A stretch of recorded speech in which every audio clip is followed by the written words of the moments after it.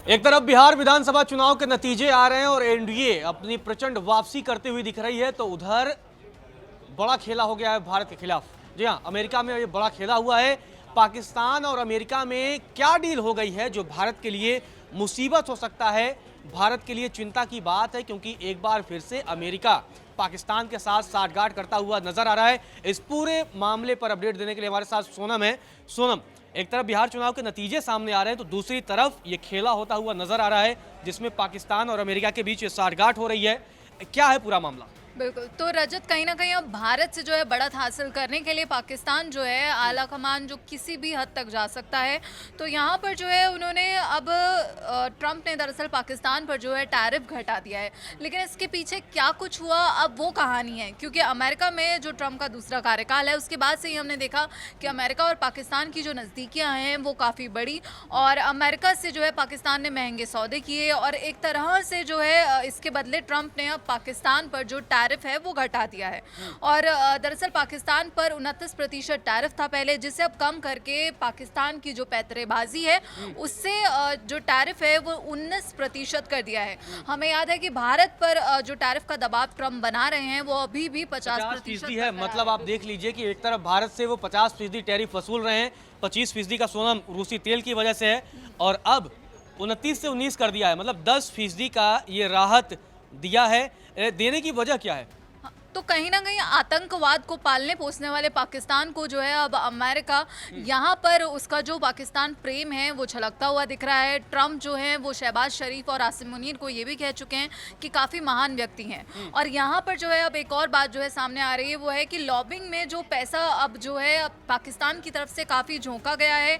यहाँ पर अप्रैल और मई में पाकिस्तान ने ट्रंप को लुभाने के लिए लॉबिंग में भारत की तुलना से जो है 3 गुना ज़्यादा पैसा खर्च किया है। पाकिस्तान ने तेजी से लॉबिस्टों की सेवाएं ली, जिसमें ट्रंप के जो पूर्व कारोबारी साझेदार हैं वो भी शामिल हैं, और इसका फायदा जो है पाकिस्तान को बेहतर संबंधों के रूप में यहाँ पर मिला है। जबकि भारत के जो अमेरिका से संबंध हैं वो अब हमने देखा कि टैरिफ के बाद खराब हुए, और इसी बीच युद्धविराम और नोबल पाकिस्तान, यानी कि हमने ये भी देखा कि नोबल पीस प्राइज को लेकर भी पाकिस्तान कई बार कई मंचों पर ये कहता हुआ नजर आया है कि डोनाल्ड ट्रंप जो है वो डिजर्विंग है, वो नोबल पीस प्राइज डिजर्व करते हैं। और जब उन्हें नहीं मिला था नोबेल पीस प्राइज, उसके बाद भी जो है पाकिस्तान की तरफ से यही प्रतिक्रिया आई थी कि भैया ट्रंप जो है वो इस प्राइज के जो है। इतना ही नहीं, शहबाज शरीफ ने सोनम ये भी कहा था कि हम अगले साल फिर से ट्रंप को नॉमिनेट करेंगे, वो डिजर्विंग कैंडिडेट हैं, उन्हें नोबेल प्राइज मिलना चाहिए। तो लगातार मतलब ट्रंप को खुश करने के लिए हर तरह की पाकिस्तान पैंतरेबाजी कर रहा है, रणनीति अपना रहा है। हाँ, और उनके युद्धविराम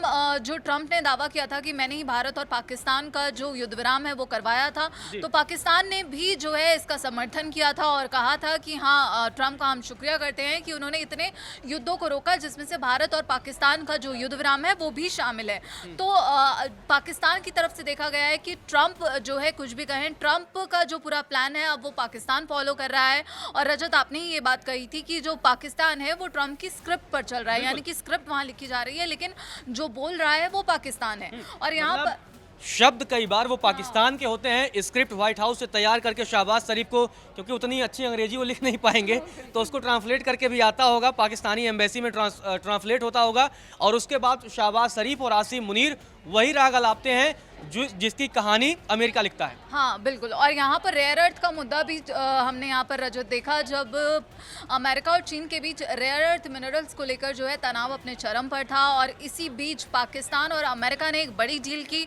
दरअसल पाकिस्तान ने अमेरिका से जो है $50 करोड़ की जो रेयर अर्थ खनिज डील की है, और इसका जो नमूना है, जो उसकी खेप है, वो अमेरिका फिलहाल भेज दी गई है। और हमने वो तस्वीरें भी देखी थी जब शहबाज शरीफ और आसिम मुनीर व्हाइट हाउस पहुंचे थे और एक डब्बा लेकर खड़े थे जिसमें कहा जा रहा था कि जो रेयर अर्थ के जो मिनरल्स है उनका सैंपल लेकर वो मतलब यहाँ चीन को भी काउंटर करने की एक कोशिश है, क्योंकि अब तक रेयर अर्थ मिनरल को लेकर के चीन पर अमेरिका डिपेंडेंट था, क्योंकि 90% प्रोसेसिंग करने के बाद का 90% का कॉन्ट्रैक्ट पूरी तरीके से ये होता है।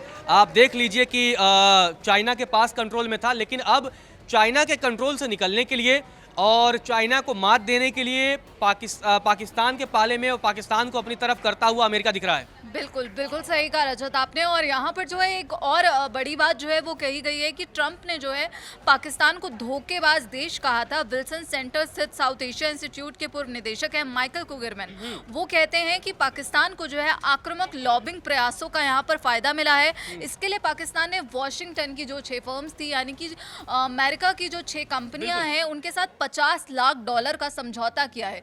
तो जो यहाँ पर पाकिस्तान पर $50 बिल्कुल लाख एक टैरिफ बहुत बचा है। बड़ा समझौता होता है और ये तमाम प्रॉफिट पहुंचाने की कोशिश है पाकिस्तान को, और इसलिए भी पहुंचाने की कोशिश है कि वो आतंकवाद को पाल पोस सके, क्योंकि पाकिस्तान का इस्तेमाल करके एशिया के क्षेत्रों में अमेरिका अपना दबदबा बनाना चाहता है।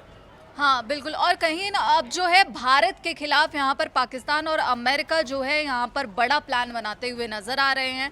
और जब भारत पर जो है अभी भारत और अमेरिका के बीच ट्रेड डील को लेकर वार्ताएं जारी हैं, लेकिन अभी फिलहाल कुछ भी क्लियर होता हुआ नहीं दिख रहा है कि आखिर ये ट्रेड डील की जो चर्चा है वो कब रुकेगी और कितना % टैरिफ जो है कम किया जाएगा, कितना % फाइनल होगा। तो वहीं अब पाकिस्तान पर टैरिफ कम करना कहीं ना कहीं भारत के खिलाफ एक बड़ा कदम है। तो बड़ा कदम है। जिस तरीके से आपने देखा कि बिहार के एक तरफ नतीजे आ रहे हैं तो दूसरी तरफ भारत के खिलाफ ही साजिश रचने की कोशिश कर रही है और इस साजिश में अमेरिका और पाकिस्तान संलिप्त हैं।